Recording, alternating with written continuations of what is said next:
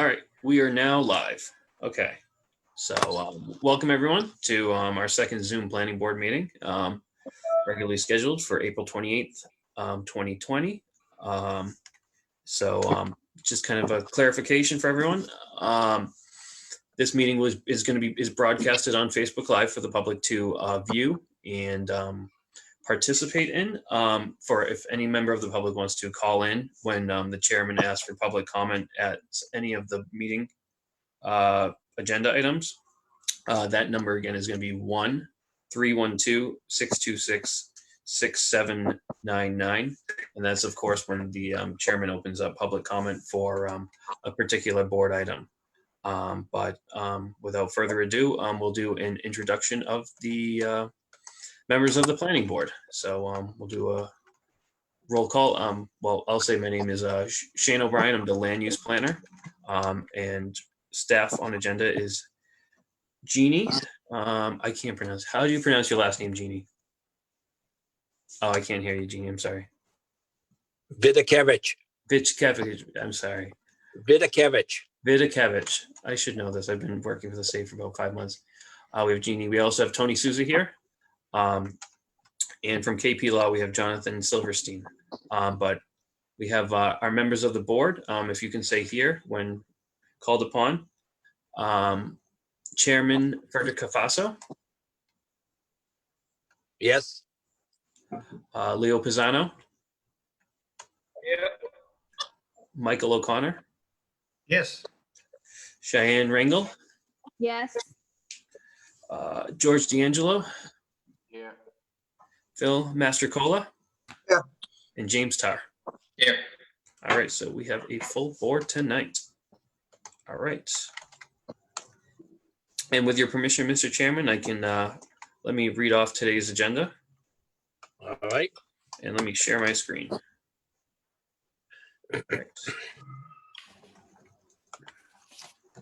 So let me just get you guys out of the way. So notice is hereby given that there is a planning board meeting of the Everett Planning Board meeting today, Tuesday, April 28th, 2020 at 7 p.m. Our agenda for remote participation. In response to Governor Baker's declaration of a public health emergency and the related emergency executive order dated March 12, 2020, the Everett Planning Board shall be meeting remotely until further notice. The audio conferencing application Zoom will be used for this purpose. An online link and telephone access number will be provided to all meeting agendas and also on the city website. There will be no in-person attendance, and members of the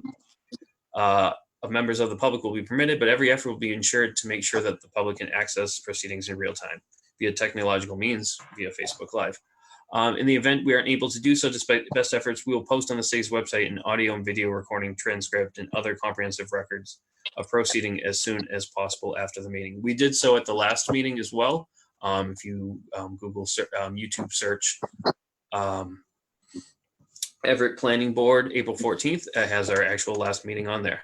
And like I said previous on the call, those who would like to provide comment tonight will be able to do so at a toll-free number, 877-853-5257. And when prompted, put in the meeting ID 720-777-3164 and follow the instructions to attend that meeting.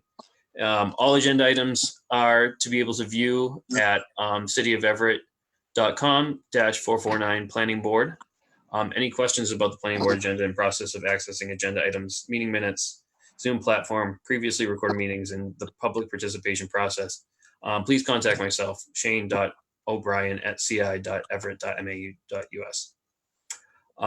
We did a roll call of the members, but without further ado, we will proceed to open up old business with agenda item number 1, site plan review for 35 to 45 Garvey Street. The planning board will conduct a public meeting to consider the above listed application in connection with the proposal to construct a 591 unit residential complex with 7,388 square feet of retail space. Additional parking spaces, as we mentioned, but I'm just keeping the public notice from the original with the 7-story. So let's continue Garvey Street for site plan review. I see that Peter's here. If you would like to start. Thank you, Shane. So we also have Johanna Schneider from Hemingway and Barnes and the rest of our team available for any questions or comments that might come up this evening. At the last meeting, we had both presented our revised drawings and plans for the project and walked the team through a refresh on what we've accomplished to date. And I know at the last meeting as well, Shane, you walked through both the application for site plan review relative to the project and also the inclusionary zoning application. So that's where we left off. We don't have new information to present to the board tonight, and I would like to follow your lead for the rest of this portion of the hearing. Sure thing. So if there's any questions from the board, I sent over at the last meeting information about a decision sheet, but if you would like to, we can go kind of line by line in terms of what we're looking to include in the decision.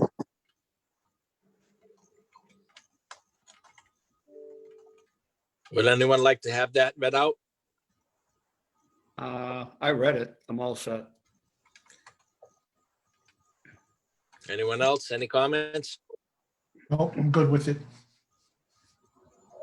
So rather than go line by line, we're comfortable in terms of what the language was presented on the information that was provided to the board and on the Google Drive. Yes. Yes, All I'm right. content with that. All right. Let me just check. Now, the over. question is, does all departments from the city agree with everything that was on there? Yeah, we work closely with the applicant in terms of discussing the decision language that was prompted on there.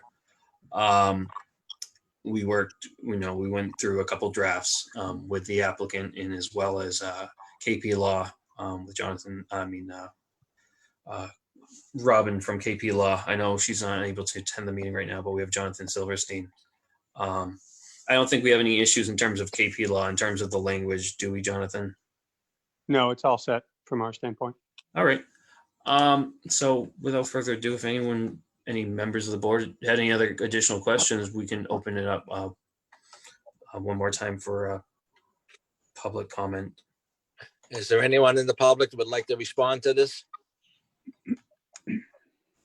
Well, let's see. I lost you for a while there, Shane.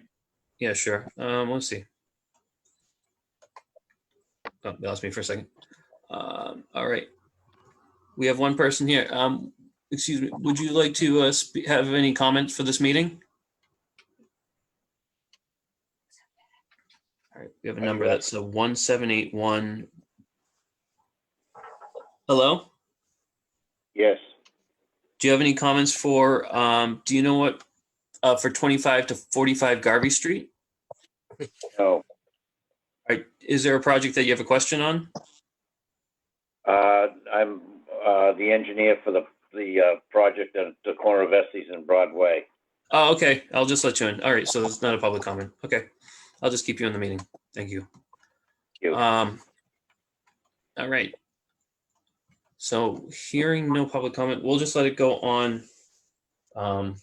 Let's see, we're on Facebook. We're live right now. All right. So we'll just give it a couple seconds, see if anyone wants to participate in the meeting. And Shane, just to confirm, I know that we had offered to leave be comfortable leaving the process open for the last 2 weeks leading up to tonight.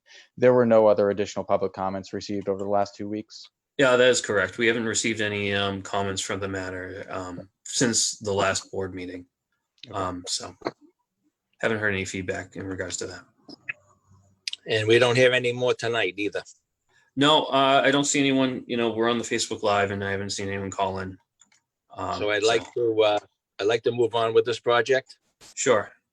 Can we close the public hearing? Yeah, we can close. We can close the public hearing if we allow the public to call into the Facebook Live meeting. Having no comments, I'd like to entertain a motion to close the public hearing for 3545 Garvey Street, is it? Yeah, 25 to 45 Garvey Street. Yeah. Yep. I'll make a motion to close the public hearing for site plan review for 3545 Garvey Street. Second motion. Motion made and seconded. Do we have a roll call vote, please? Sure. All right. Leo Pisano. Oh, are we doing for the closing of the public comment? For the public hearing. Oh, yes. Okay. We'll do a roll call vote. All right. Leo Pisano. I think it's frozen. All right. We'll come back to Leo. Oh,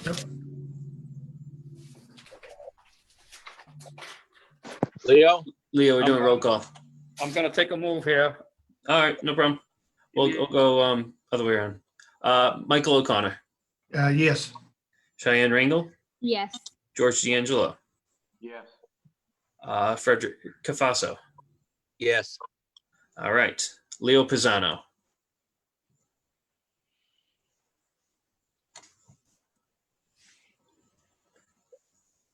Well, you have the votes to carry, so we'll just say that Leo abstained from this one. Public hearing is closed. All right. Thank you.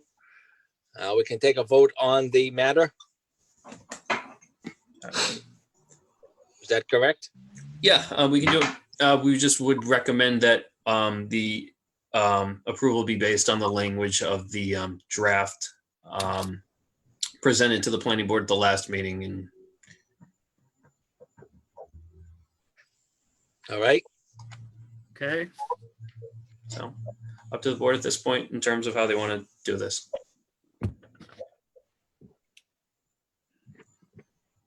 What's the recommendation, Jonathan? Well, you have a draft decision before you. I don't know if there are any questions that the board members have about anything in the draft decision, but I'd say that's probably the starting point for discussion. Yeah, so if anyone had any questions about the draft decision language, this is now is the time. But other than that, where the planning department staff is totally comfortable with the draft language. And I hope as well that the folks at Capitol Hall is also comfortable with what was presented in there. We are, Shane. Okay.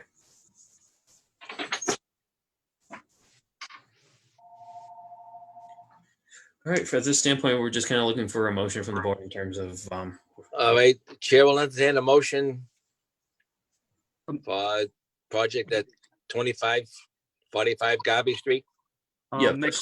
for site plan review. Okay, I'll make a motion for favorable action for site plan review with conditions, recommendations, and decisions from all city departments for 3545 Garvey Street. Second the motion. Motion is made and seconded for favorable action for 3545 Garvey Street. Roll call vote. All right. Leo Pisano, Yes. Michael O'Connor, Yes. Diane Rangel, Yes. George D'Angelo, Yes. Frederick Cafaso. Yes. Motion All has right. passed. That's passed. All right, thank you guys. All right, on to inclusionary zoning. Let me go share my screen quickly. So we're back on 25 to 45 Garvey Street for inclusionary zoning. If you would like to take it away again, Peter. Thank you, Shane. Yeah, so we also went through not only this application, our progress to date at the last hearing, but also walked line by line through the language of the proposed decision on the inclusionary zoning application. We have no further information to offer at this time, and respectfully defer to planning staff and the board as to whether they'd like to make a decision on the application. Yeah, similar to the last meeting, is language that we presented to the planning board in the draft form. We just were wondering if the board had any questions or comments regarding the inclusionary zoning language. How Any many questions? spots do we have again? Could you repeat that, Leo? Yes, how many spots, just for the record? How many apartments in that inclusionary zoning? 30. 30, okay. So yes, 5% of 591. Yep, just want to make sure we got 30 for the record, okay. All right, so similar process, we would open this portion up for public comment. If anyone on the Facebook Live wants to call in about the inclusionary zoning aspect of 25 to 45 School Street. 25 to 45 Garvey Street.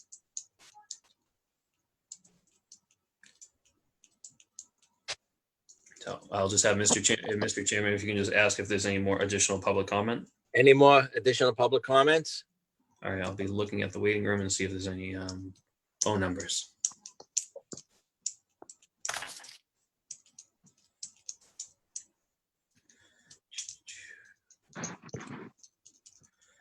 All right, let's give it a couple seconds.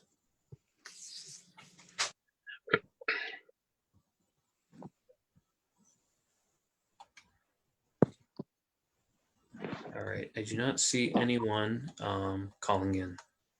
Oh, wait. Hearing none. Oh, we have a phone number. All right, let me just check it out first. Oh, no, phone number's gone. Let's just wait back again. Hold on. Apologize. All right, I don't see any other one. Okay. Whatever phone number called, hung up. Then the chair will entertain a motion to close the public comment. Motion to close public comment on inclusionary zoning 3545 Garvey Street. Second the motion. Motion is made and seconded to close public comment for 3545 Garvey Street. Roll call vote, please. All right, Leo Pisano, Yes. Michael O'Connor, Yes. George D'Angelo, Yes. Shan Ringel, Yes. Frederick Cafaso. Yes, motion has passed. Public comment. Yeah, any other questions or comments before we ask for a vote? Like I said, previous to the site plan review, we've worked with the applicant. We worked with KP Law in terms of the language, and the inclusionary zoning is language that we're comfortable with, and we're hoping that Capitol Hall Partners is also comfortable with. Fine, then the chair will entertain a motion. Make a motion for favorable action for a site for an inclusionary zoning permit. 3545 Garvey Street. Second the motion. Motion is made and seconded to approve inclusionary zoning for 3545 Garvey Street. Roll call vote. All right, Leo Pisano, Yes. Michael O'Connor, Yes. Cheyenne Rangel, Yes. George D'Angelo, Yes. Frederick Cafaso. Yes, motion is passed. Motion is passed. Congratulations. Thank you very much. Thank you. Thank you, everyone. Thanks for putting up with us. It was my pleasure. I'm going to miss you guys. We'll check in on you. All right. That sounds fair. Well, All right, really take appreciate care, it, guys. Have a good rest of your night. You as well. You too. Take care. All right.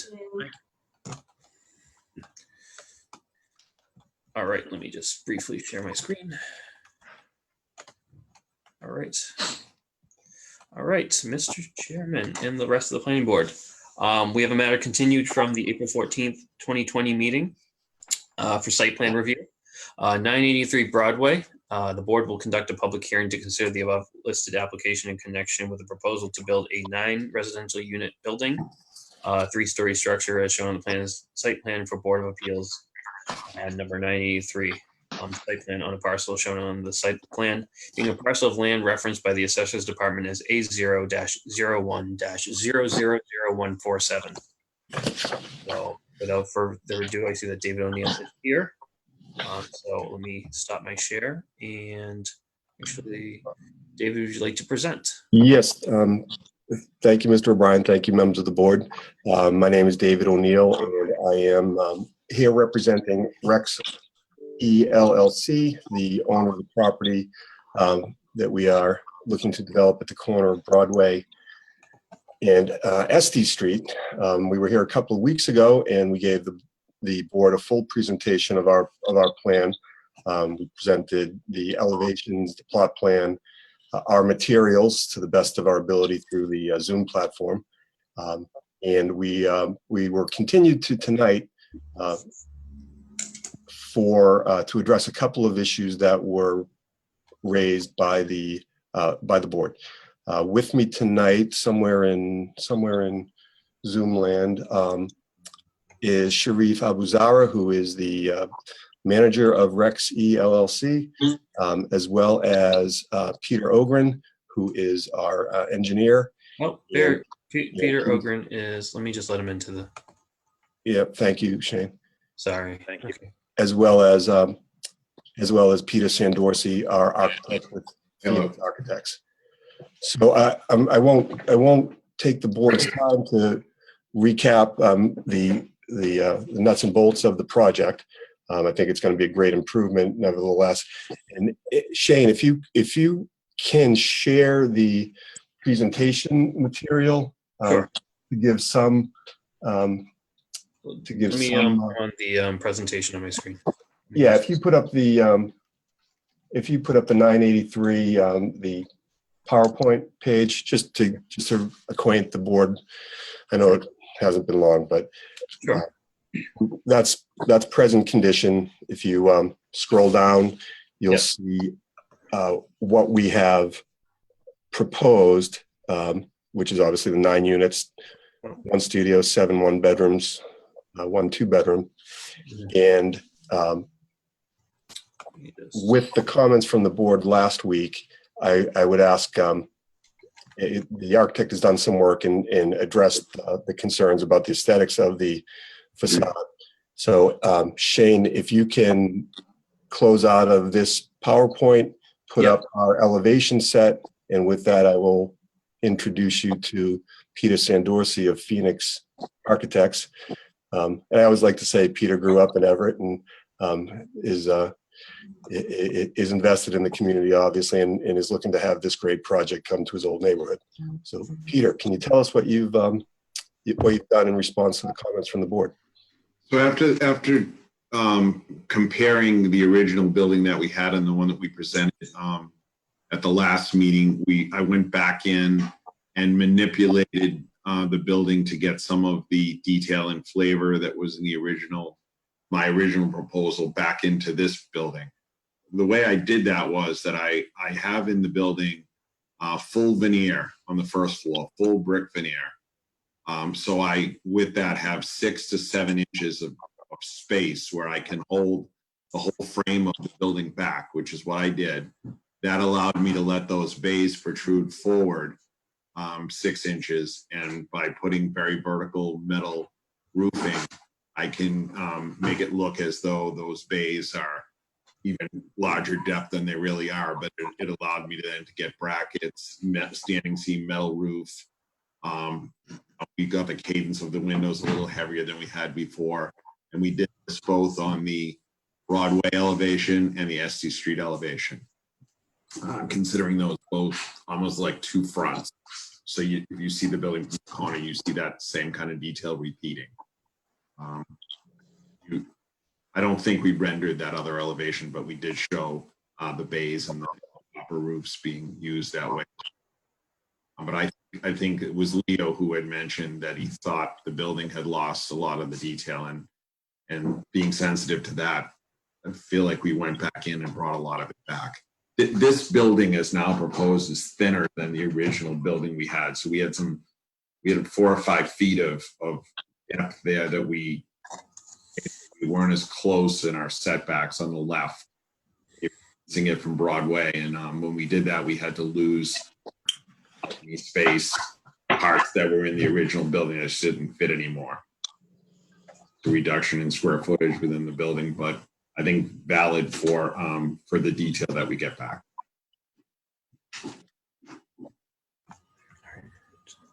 Okay, Shane, are you able to scroll down? Well, the floor plans really don't tell us much. Not really part, but I think that SD Street elevation, the side elevation, is going to pick up what Peter was just mentioning about repeating that window detail with the cornice above, and really providing some visual interest in breaking up the bulk of the structure. And we've retained that true brick facade on the lower level, street level, going all the way around the building. Right. Okay.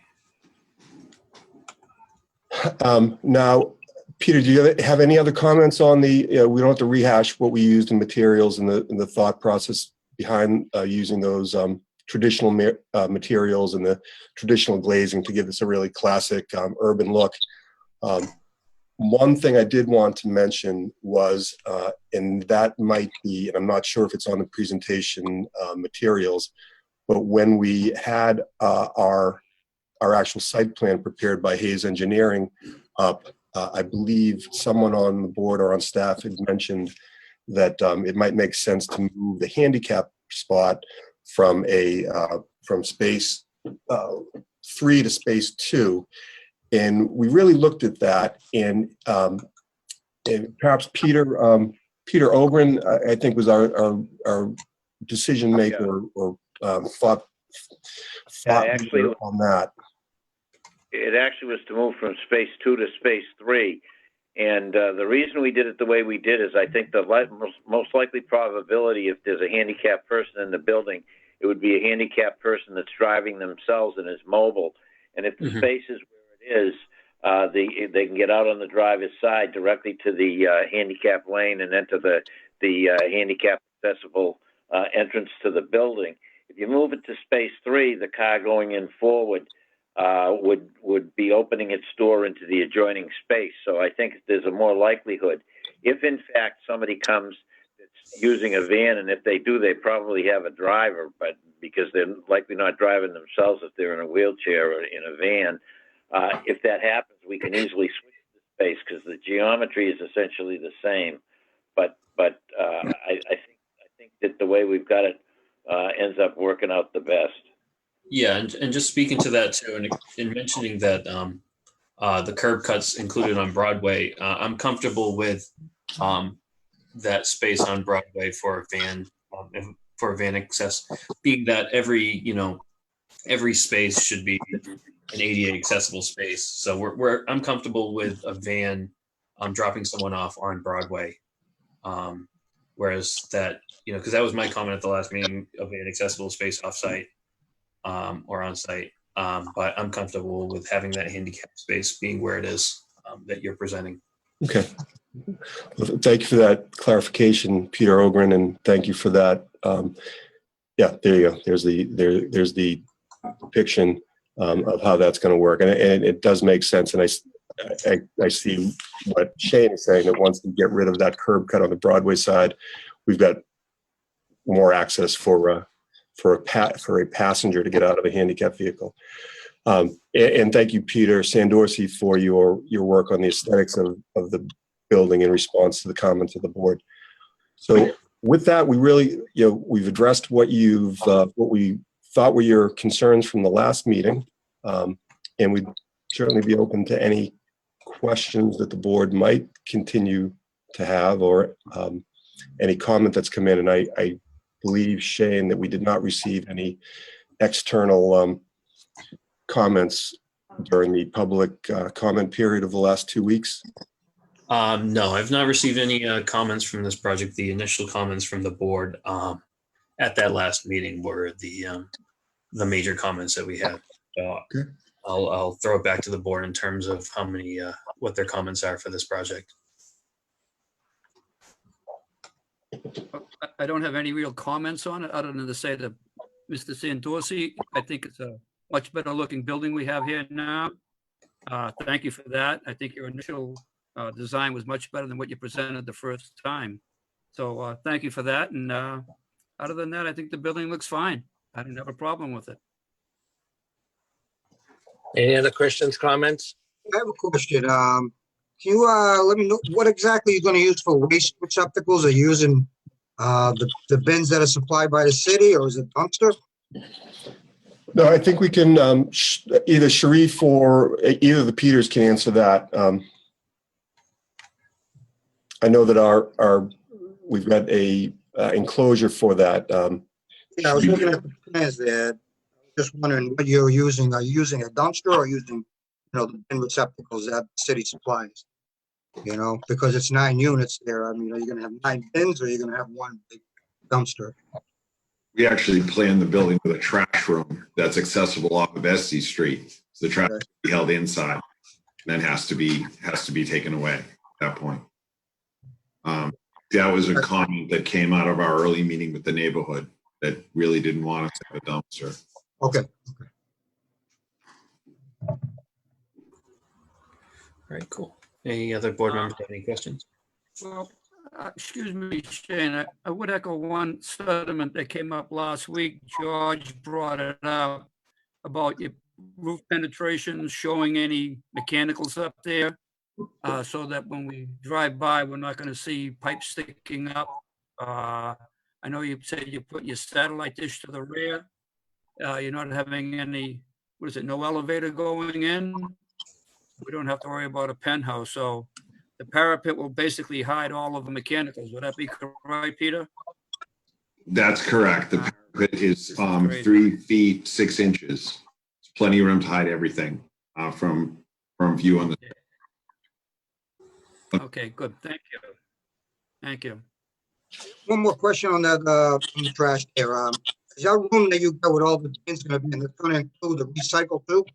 Has enough room for all that? Because you're gonna have a trash bin and a recycle bin, correct? Yes, well, that So, recycling. and that room can handle all of them receptacles for 9 units? Yes, there's They're not room. gonna be overflowing out of the property or anything like that, hanging out? Sharif has a very, he's very concerned about that. He wants to make sure maintenance is handled properly. We have a lot of space, even lower in the basement. We can move things if we have to until it gets Okay. fixed. Very good. Yeah. Thank you. Yeah, that's a great point, Peter. This project, we've got a very large basement below in the existing structure. So that's one of the pluses and minuses. We've got to deal with the structure in that location, but it does give us a really spacious basement to have for utility and storage space.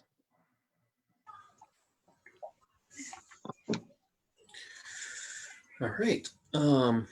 Any other board members have any other public comments? We could also, I recommend that we open this up for public comment. Is there any public comment coming forward from Facebook? All right, let's see. Just give it a couple seconds and then see if we have anyone calling in from the Facebook Live number in regards to this project, of course. So I'll give it a couple. So while we're waiting, in terms of just general comments from us, we're satisfied. We would just recommend that that the applicant provide us an updated plan showing. Peter keeps getting kicked up. We just recommend that the applicant provide an updated plan before the board endorses it, showing the vertical granite curbing extends where the current curb cuts are. Additionally, that we recommend that there's some sort of concrete berm for the interior landscaping on the site, just so that no one's driving over the grass and that there's enough flow with the water where the detention system works. So the applicant still is going to have to work with the engineering department as part of this. But other than that, I don't see any comments. I don't have any phone numbers coming in. Hearing none. The chair will entertain a motion to close the public hearing. Motion to close public hearing for 983 Broadway. Second motion. Motion is made and seconded to close the public hearing for 983 Broadway. Roll call vote, please. All right, Leo Pisano, Yes. Michael O'Connor, Yes. Cheyenne Rangel, Yes. George D'Angelo, I will be abstaining from any votes on this project because I have an interest in a neighboring property. sure. Let's see. Would do Fred Cafaso? Yes. All right. And let's see. Okay. Would any of the alternates would like to step in for George for the roll call vote? Sure. Jim? Sure. All right. James Tarr? Yes. All right. So 5-0. Motion is passed. All right. All right. So the only, in terms of recommendations, we do have, if David O'Neill could point out the zoning recommendations as well, because we're, not only are we approving the site plan review, we're also providing recommendations for the zoning board, because there is a parking issue. The applicant's recommending looking to do 1 space per unit rather than the 2 spaces that is required by zoning. So if Mr. O'Neill could just lay out the variance request, and then Sure. Thank you, Mr. Bryan. Yeah, we will be seeking from the Board of Appeals relief for three matters, that being our front yard setback, and as you can see from the plot plan, we have less than the required 10-foot setback. It's just a matter of the way the building is situated. So we're looking for relief from the front yard setback requirement. As it is a corner lot, there is a 7-foot setback on the side street, SD Street, which again, we will be seeking relief from the Board of Appeals for. And the third matter is, as Shane mentioned, the parking count. We have, we're providing 9 parking spaces. There are 9 units under our existing zoning requirement. We would be 9 parking spots shy, but as we've spoken of before, we are going to be making public transportation, taking public transportation measures, and we're about 10 feet or 10 steps anyway from a Route 99 bus line. So those are the 3 variances that we're going to be requesting, and we would ask that this board support our request. all right, thanks. So, thanks, David, for that. If the board chooses to make a motion, we just recommend that planning department's comments are addressed. We're not doing, just based on the scale of the project, so it's a larger project, but it's not to the extent where we're looking to go over draft language. I can present language to the board at the next meeting, but whatever the board's comfortable with, I would just recommend that we provide the curb cut to be used with the vertical granite curbing, and that we use some sort of concrete berm internally for the landscaping. Yes, and if I may, Mr. Chairman, we had agreed to those. Sure. Okay. And it was just included in an updated site plan. Will do. All right. Thank you.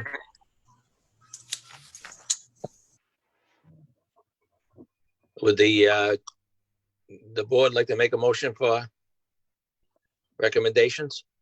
Well, I'd make a motion for favorable recommendations to the ZBA for the variance for the front yard setback, for parking, and for the side setback. All right. Second motion. Motion made and seconded for the 3 variances that they are seeking relief for. Roll call vote, please. All right. Leo Pisano, Yes. Michael O'Connor, Yes. Cheyenne Rangel, Yes. James Tarr, Yes. and Frederick Cavasso. Yes. Motion is passed for favorable action. All right. Now we just need a vote for site plan review.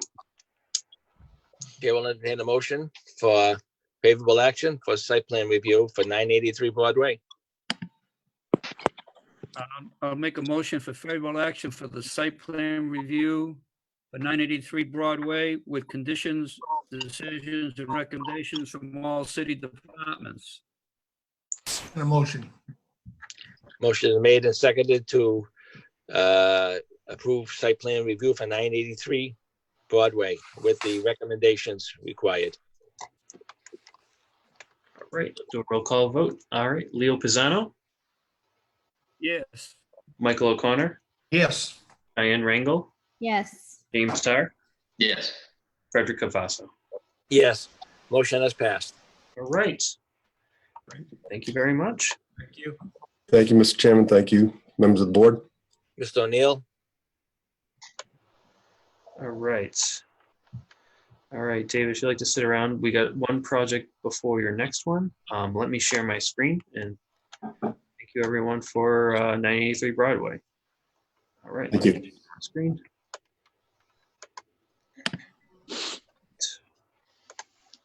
All right, other business. Number 4, a minor modification to a previous approval of the site plan. We have 1A and 1B Charlton Street, the Hendersonville substation. The applicant is presenting changes to landscaping plan that differs from previously endorsed site plan, but the overall layout remains the same. All right, let me just stop the share for a second. So if anyone here is representing the folks at Hendersonville substation, just kind of a recap for the board. A couple months ago, we signed off on plans for the final plan set for the Hendersonville site plans. And the applicant's coming in with not really a major change to those plans. They're just looking for some changes to the landscaping. So it's essentially one sheet on those plans. But if the applicant is here, feel free to present your case. Good evening. Thank you, Shane, and good evening, Mr. Chair, members of the board. First, can I just make sure everyone can hear me? Shane, Yeah, can you? a little bit. If you could just state your name as well, Josh, and where you work. Sure. For the record, my name is Joshua Lee Smith. I am outside counsel for National Grid. This evening, I am representing both, these are co-applicants, New England Power Company and Massachusetts Electric Company, both doing business as National Grid. As Shane had mentioned, we are seeking a minor modification with respect to previously approved both special permit as well as site plan review that had been originally granted by this board back in January of 2019. This is in connection with the development, construction, and installation of a 115 kV electric substation site. This property is located off of Charlton Street. It's a little over half an acre in size and is surrounded by the MBTA rail line, as well as an Encore, a Boston Harbor Encore operations building. Back in January 2019, the board unanimously voted to approve the construction of this electric substation. A few months later, in May of 2019, we came back to the board requesting a minor modification, the first minor modification with respect to the project. This was as a result of an alteration of landscaping on the easterly side or the side lot line of the substation in response to a request from Encore, its neighbor, to install certain BESS or battery backup equipment on its property, on its adjoining property, which resulted in our landscape buffer being relocated. And so this board, again, unanimously approved that request for a minor modification. And so this evening, we are here for a second request for a minor modification, this time in connection with a couple of items. First, first of all, my client has commenced work on this project a little while ago. And shortly after commencing work on the project, they had learned that there were a couple of utilities that were encumbering the property, both a water line, a water main line, as well as a fiber optic line. These were encumbering the property, and they were encumbering it in a manner that obstructed the installation of the masonry wall that is proposed to be installed and constructed along the service road. So that's part one of this minor modification request. Part two involves a request to shorten the wall on the westerly side in order to accommodate an existing pad mount transformer. So there's good news since we have submitted our minor modification request back on April 20th. We subsequently learned that the fiber optic line actually is not live and can be easily relocated to accommodate so as not to disrupt the masonry wall. And number two, the water main line that is disruptive to the installation of the masonry wall will in fact be relocated. Encore has agreed per request of the city to relocate that water line off our property. So what we can avoid as part of this minor modification request is the need to replace a portion of the masonry wall with chain link fencing, with a section of chain link fencing, which as part of the initial package that we had submitted as part of this minor modification request included a layout and elevation that showed a portion of that masonry wall being replaced with chain link fence along that service road.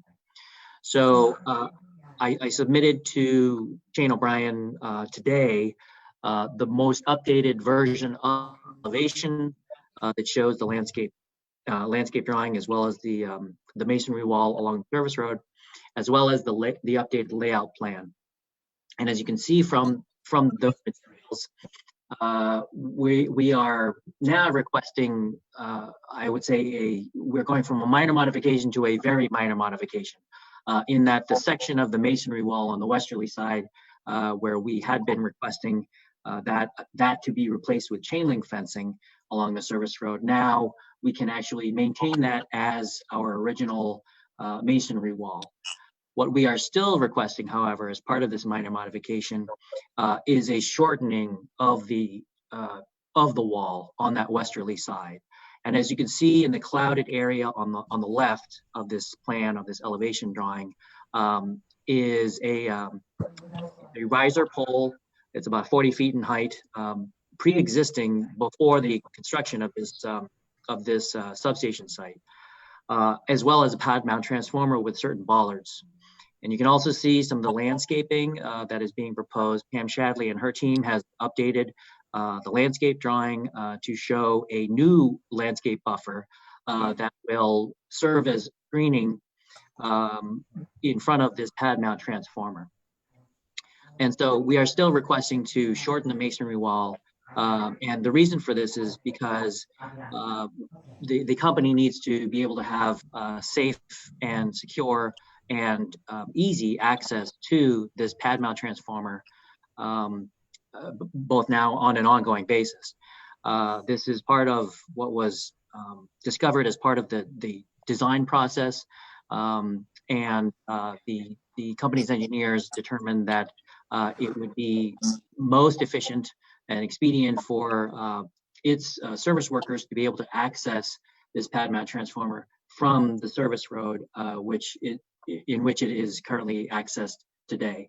As I said, this pad mount transformer, as well as the riser pole, predate the construction of this substation site. It really wasn't part of the substation design, and it predated it.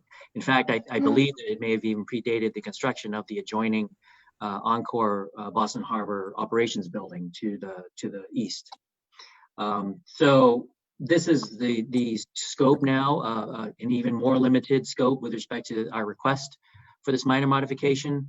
There will still be screening along this service road, and we will be maintaining the masonry wall facade along the service road, which I think was the overall intent of the last approval and the original approval by this board with respect to the overall approval of the substation site.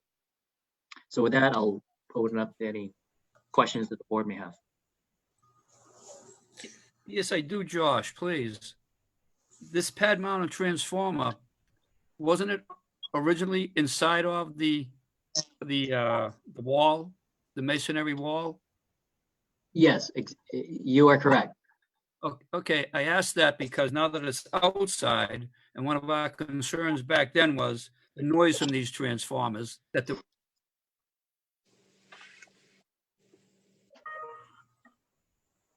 Oh, Leo, could you repeat the end of your question? We didn't catch it. Oh, he froze. So Leo, I- it cut off on the part that we were talking about after the noise. Yeah, I'm sorry. Can you hear me now? We can hear you perfectly. Okay, thank you. I say that the pad mounted transformer is now outside the masonry wall. Before it was in, muffled the sound. Now it's outside. Are we going to hear a humming from this transformer now? This particular transformer is different than the 115 kV transformer that's located inside the substation, or the transformers, I should say, that are located within the substation footprint. This pad mount transformer, as I said, pre-existed the construction and installation and design of the substation site.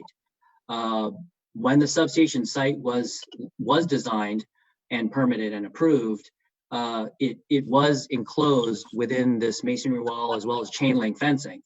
Right. But it's not a source of sound that certainly would not fall in violation of any noise ordinance or DEP noise regulation. Okay, we're just sensitive to Charles, the apartments next door. That's all. That came up back then. So I guess with your recommendation, you're going to say the noise level will be sufficient that it shouldn't bother anybody. That's correct. And it's something that staff can monitor as well as part of this as well. Okay, thank you. I'm all set. Thank you. Any other questions or comments of the board? Hearing none. The chair will entertain a motion. Yes. Make a motion for favorable action for minor modifications to the previous approved site plan. Second the motion. Motion is made and seconded to approve the site plan minor modifications for Charlton Street. Great. Do a roll call vote. Roll call vote, please. Sure. Leo Pisano, Yes. Michael O'Connor, Yes. Diane Rangel, Yes. George D'Angelo, Yes. and Frederick Cafaso. Yes. Motion All has right. passed. Motion is passed. I'll follow up with you, Josh, in terms of the language for that. And then we're just gonna have to receive the new landscaping plan that the board will sign. And then I'll just insert it into our permanent set. Okay. Thank you, Shane. Thank you, members. Hey, Josh. You're very welcome. Thank you. Take care. Be safe. Have a good night. As well. You too. Thank you, Josh. All right, almost done. All right, let me just open up my agenda. Where is it? All right. We have one last item. We have David O'Neill to present. Let me just share my screen quickly. All right, last agenda item. We're doing a project update progress report for 1760 Revere Beach Parkway, the Pioneer. The applicant is presenting a progress report of site plan changes, timeline of project, and final project completion materials. So, Mr. O'Neill is here with us. Thank you, Mr. Chairman. Thank you, members of the board. Boy, I'm really, it's hard to show this dynamic project. This is the Pioneer apartment community on 1760 Beach Parkway. And when we reduced this project to a black and white site plan and some photographs, this forum of Zoom doesn't really do it justice for the great project that it is. I almost wish that we could bring in a drone video or some live footage of what a great and bustling place this is and what a great addition to our city it is. But we can't. I guess maybe if Zoom develops, we'll bring that stuff into our repertoire. But I know that a lot of you have seen the property and know how great it is. But we're here tonight because basically we're done. And in the time since original site plan approval was granted to this project back in the summer of 2016, Andy Montelli and the Post Road group, who are on the call tonight, Andy Montelli, John McFadden, Ron Garner, as well as our consulting engineer, John Shipe of Shipe Consulting Group, who you've all may remember from our time here and before the Zoning Board of Appeals as this project rolled out. But the project is done. And as with the execution of any great plan such as this, there have been refinements and improvements along the way to complete the project that we do have now. And we knew that that would happen. We knew there would be continuing design work.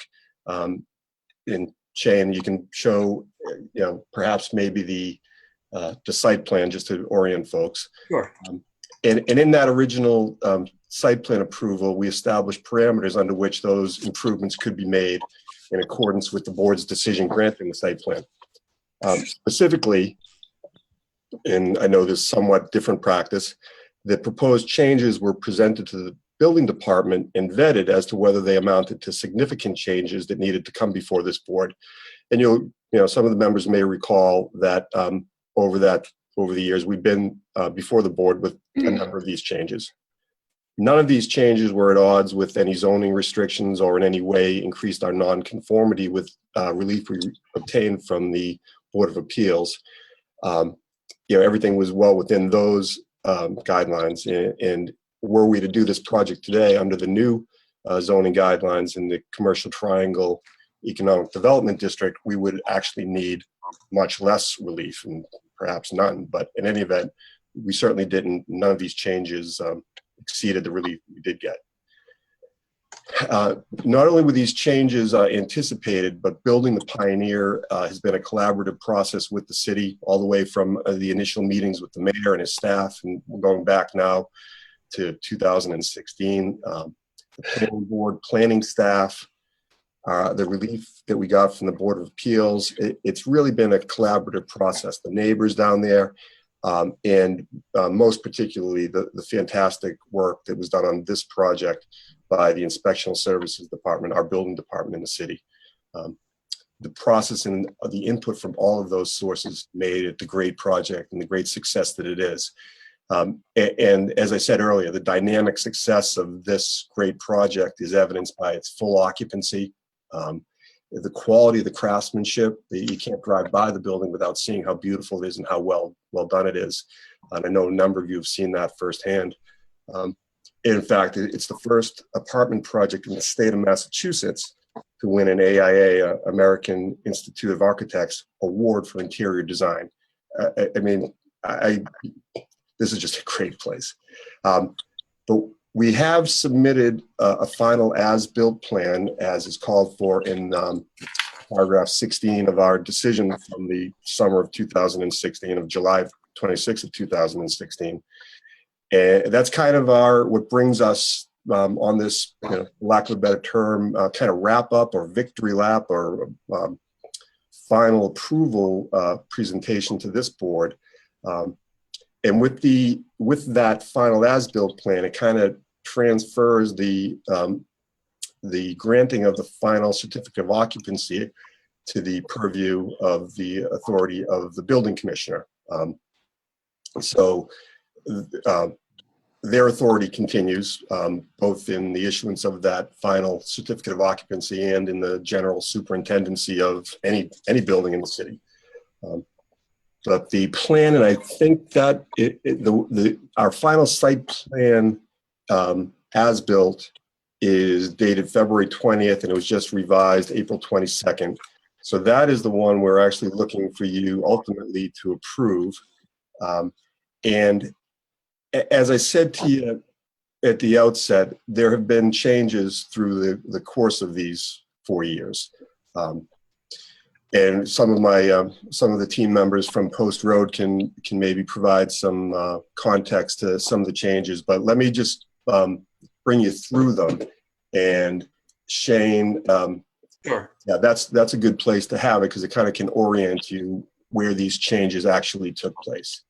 And if you take a look and kind of orient yourself to the top of the plan, that's the northwesterly bound, the Vale Street side.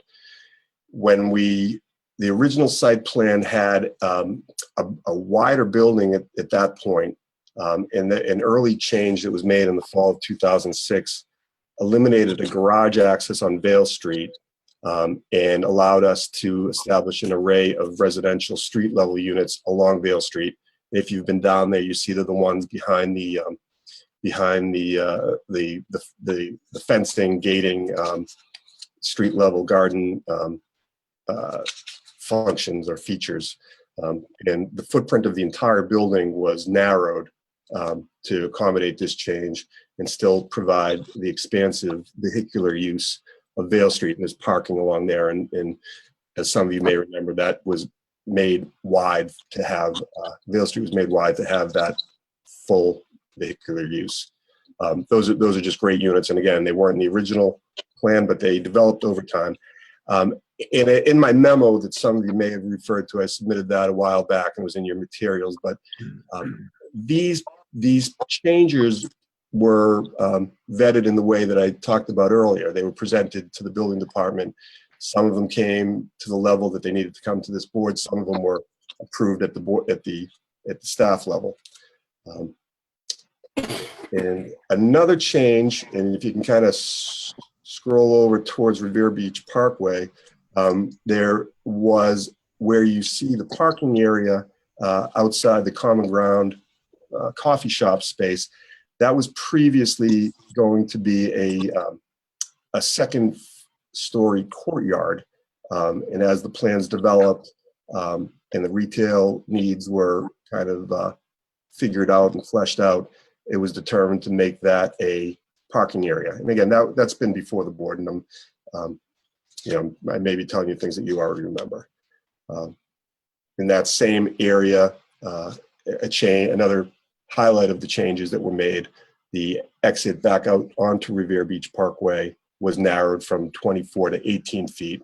It gave us that little bump in for some parking for food trucks, etc. And again, these changes were kind of organic in nature and just all about making the project better.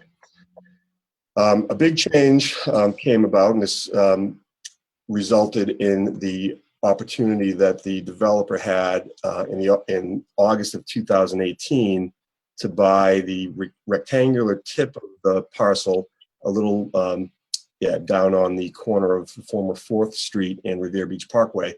The original plan that was squared off there, and when Andy Montelli's group was able to purchase that, they were very happy, first of all, and they were also able to expand the footprint of the parcel. They didn't expand the footprint of the building, but they added about 2,000 square feet to the property, and it removed an eyesore of some uses that we weren't particularly fond of in that area, used car dealer, and it allowed us to provide some landscaping and some beautification there. And really, it was just a important thing to have control of, just to keep the integrity of the project and prevent any uses that really didn't fit with a quality development of this nature. A further change in resulting from organic improvements to the plan.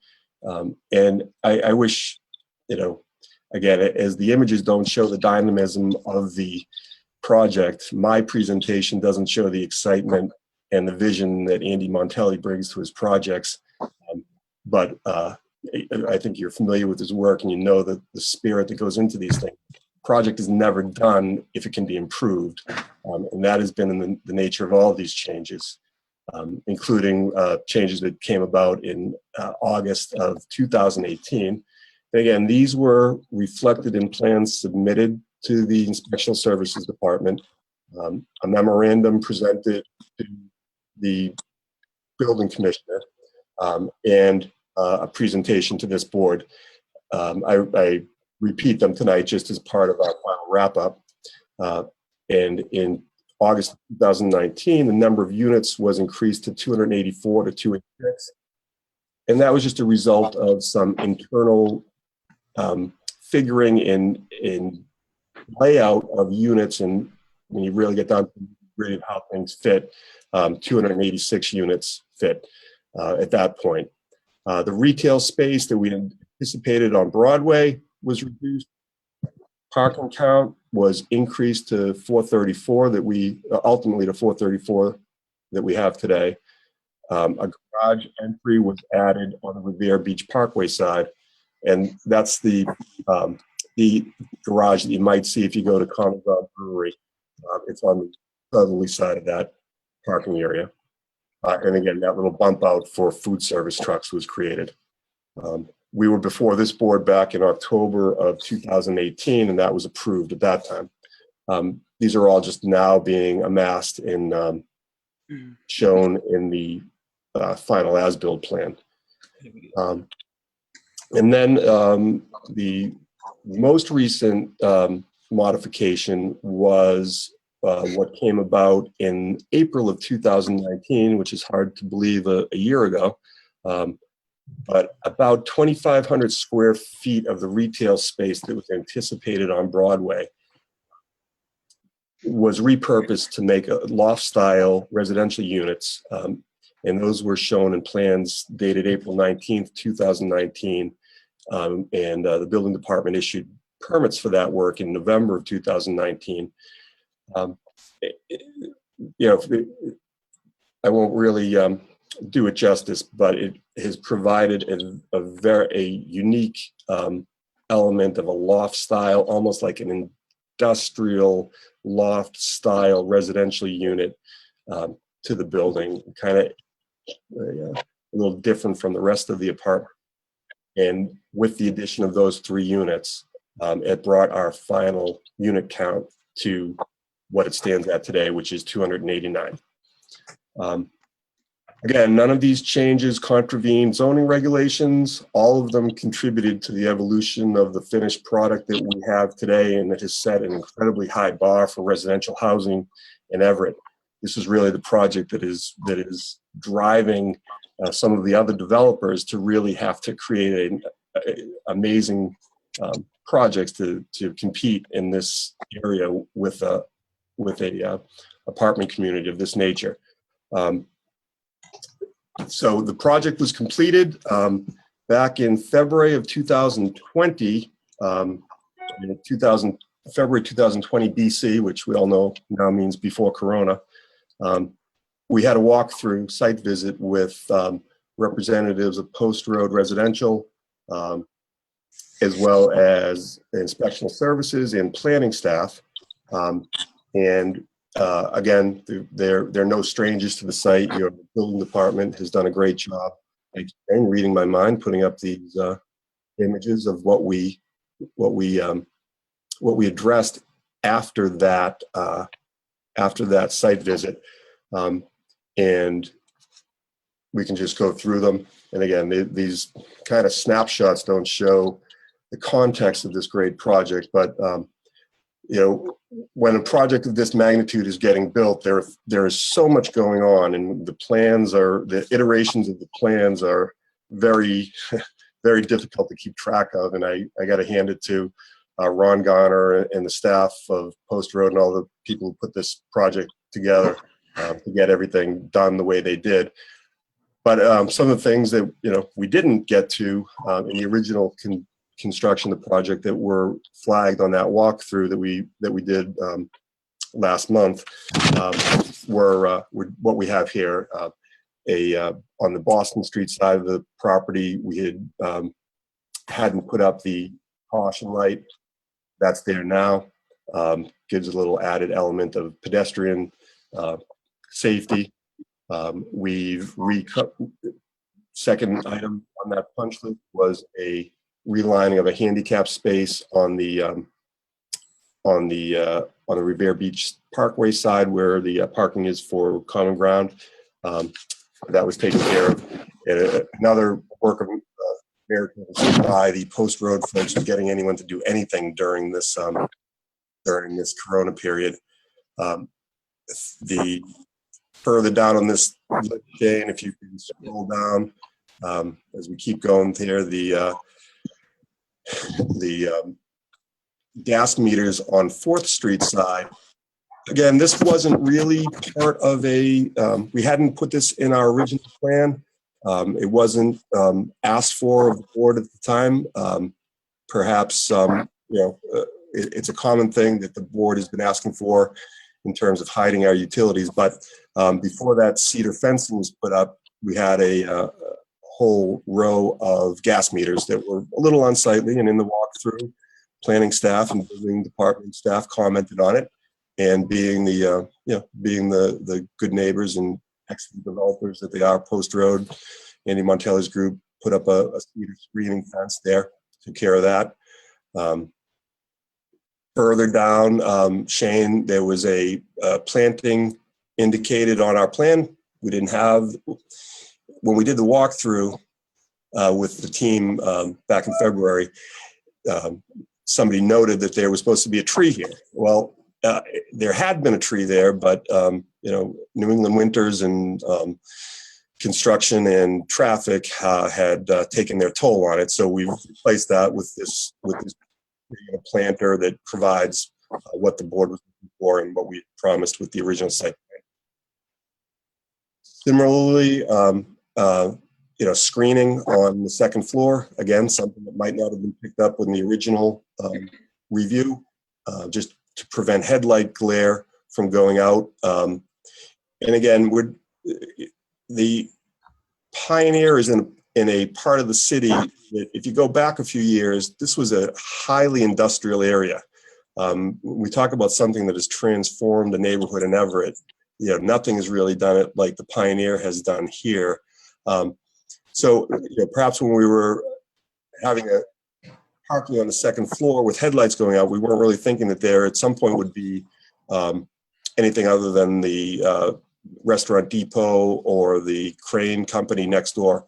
But that's going to happen. There are going to be different uses down there in the future. So we installed that scrim, that screening, to prevent headlight glare from bleeding out into potential future use. Restaurant Depot doesn't care that we shine our lights on the siding there, but hopefully something will be there someday that will be an important consideration that we have taken care of. The other things that were noted, down on the Boston Street side, there was a lighting requirement. We had a lighting survey done. The municipal lighting that was paid for by this project provide adequate candle measurement lighting on the part of the sidewalk there, and provides us a safe pedestrian access. And we also, in our plan, had shown that we would stripe the crosswalks and the corners on Vale Street. That has been done. We also paved that.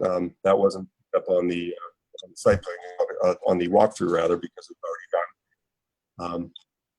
And a big thing that came up on our walkthrough, and it's really a great public safety catch on the part of our building commissioner.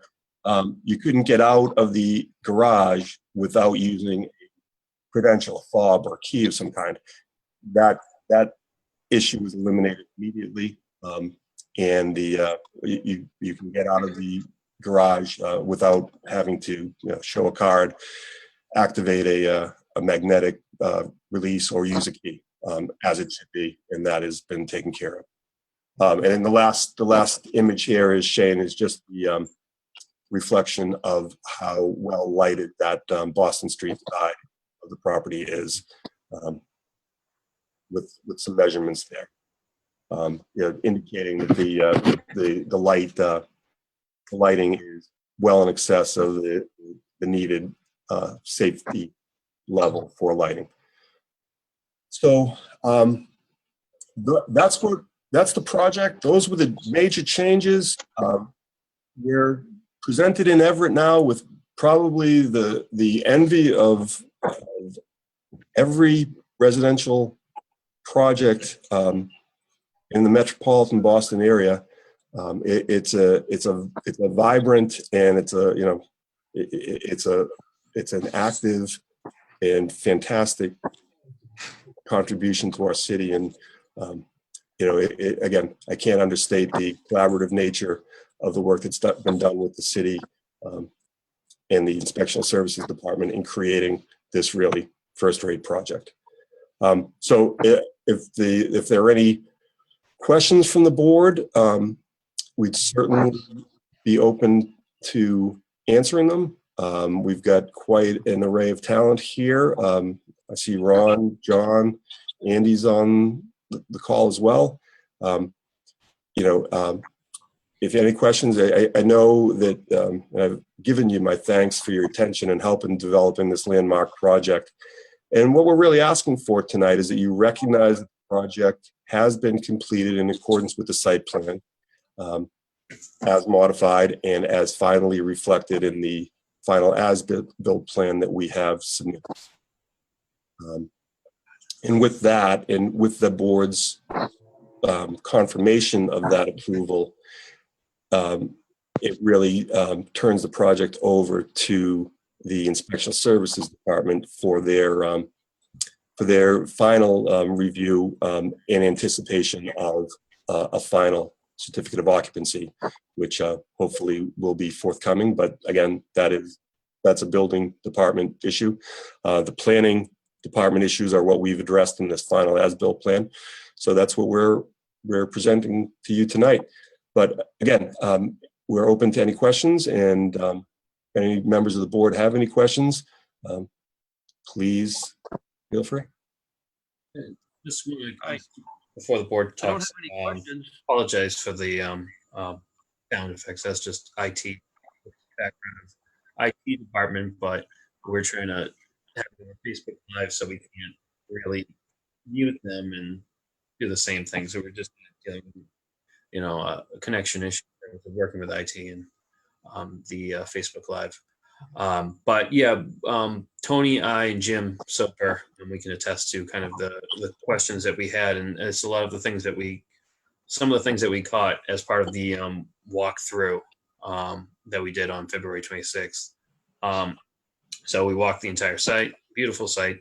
Been some changes from the initial planning board effort, planning board decision, and then some of the things that we caught were the pedestrian safety issues, being if a car came out of the garage, you were.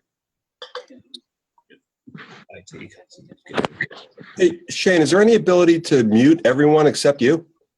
The issue is that the user cam is linked to the Facebook Live, and IT's taken that over, so I have to kind of tune them in and out essentially. And if they don't get tuned in and out, then people can't hear the meeting. Which They're much better now. let them know that they're being loud. So let me see if I can unmute them so they can hear us. But yeah, there's been additional comments that we had as staff through the walkthrough, being that the pedestrian safety issues and the striping of the road. So we had some comments, and we're glad to see that the applicant had followed through with most of them. But we'll open up to the board as well. Apologize for that. Well, Shane, I have one comment, and that is to Mr. Montelli. And I, as a board member, would like to recognize a great project's completion and thank him very much for his diligence throughout the project. Thank you, Andy. Appreciate it very much. Leo, that's very kind of you. I appreciate the notice, and it's been a total pleasure working the second time in Everett. We appreciate your project. Actually, your second project we appreciate. Thank you. Charleston Chew down there was great, and we appreciate this one. Down the backyard, rather. Thank you, Leo. Mm-hmm. Thank you. I must comment the same, and Apologize. the walkthrough that I did, the grand opening night, it was a #1 project with the amenities far surpassing those that could be thought of. Mr. Montelli, you did a wonderful job, you and your team. Thank you, sir. I'm obliged. Appreciate the comments. Just one little question. What percentage of it is occupied right now? Roughly. 93% of the units are filled. Nice. That's probably about 270 of 289 apartments. And if I had to guess, there's probably 400 people that live there now. Beautiful. It's Beautiful. really quite a community. Yeah. Yeah. Good. And 400 people and common ground roasters. Our coffee shop. Wonderful. No, glad to hear. So just kind of on our end, yeah, we just wanted that, and on the applicant's end, we wanted to make sure that we have a process for the department and applicants to essentially do a final walkthrough, and we'll be doing that for future projects as well, just to kind of check in, because this project did have a lot of modifications, and one of the things that we presented to the board right before this one was a minor modification, albeit something initially really small, doesn't affect the site plan. But we do want the board to be kind of aware of all these minor modifications, and we went through a list of them. But we just want the board to be aware that we did, when we walked the site, there were some issues that were quickly resolved since February, and there are changes to projects, as we all know. But the final result is a team effort between city board and applicant to kind of get to a project that's really a benefit for the city of Everett. Thank you. So, Mr. Chairman, I don't know if this final as-built plan needs a vote from your board to accept, but if that is appropriate, we would ask that be entered. Yeah, I don't see anything that we needed to vote for, but it doesn't hurt to vote in favor or against. It's whatever the board pleases. Well, It would help us. It would help us, I think, just to with our bank loan and some documentation with the construction lender to get any sort of affirmation or confirmation that the project as it's been built today, meets your approval and,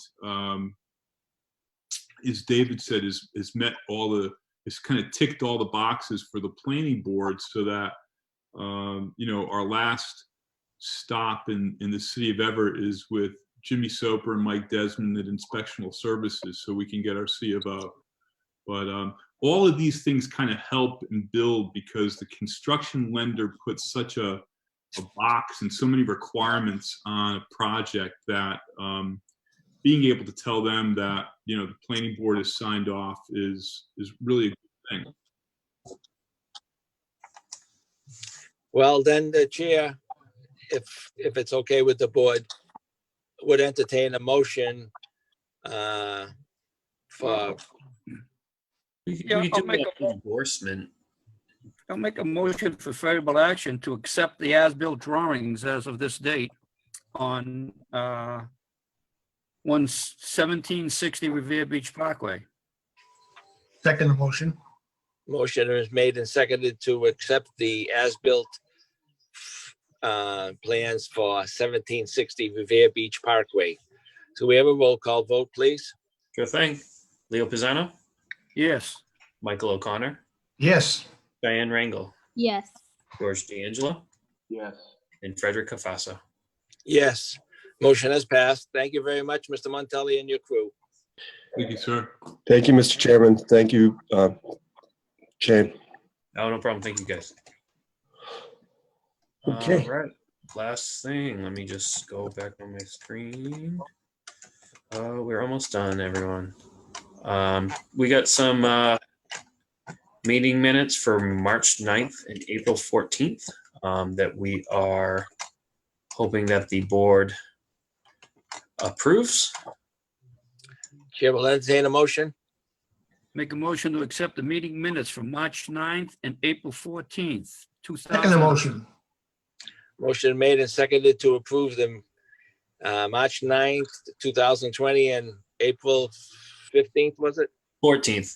14th of 2020 minutes of the planning board. I think all of those in favor? Yes. Aye. Aye. Yes. Opposed? Aye.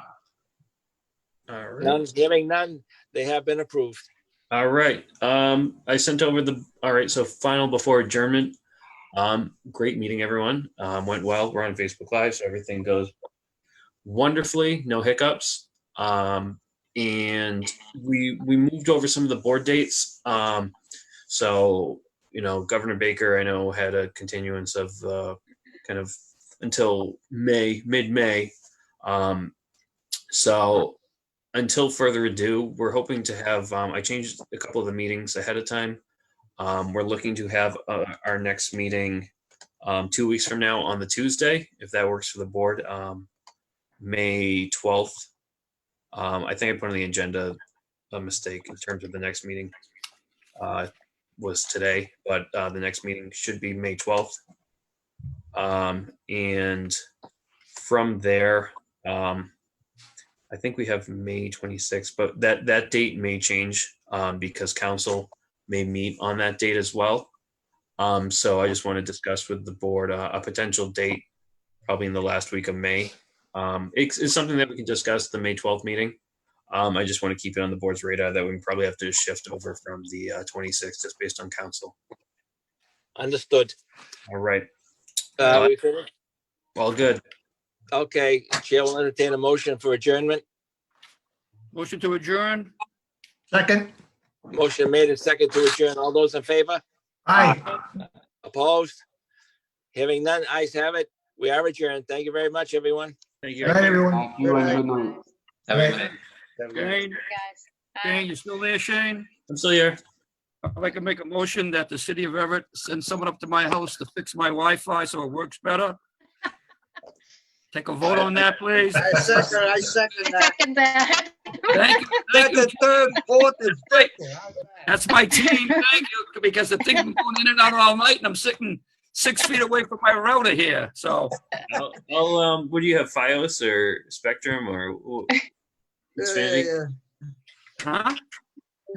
That's RCN for you. He's got smoke signals. He sends out smoke signals. Both signals work just fine. Yeah, Braille, yeah, whatever, because All my right. Wi-Fi is just quitting on me here. I think it's got the virus. All right. Oh. Take care. AOL. Okay. Bye, guys. Bye. Bye. Bye, guys.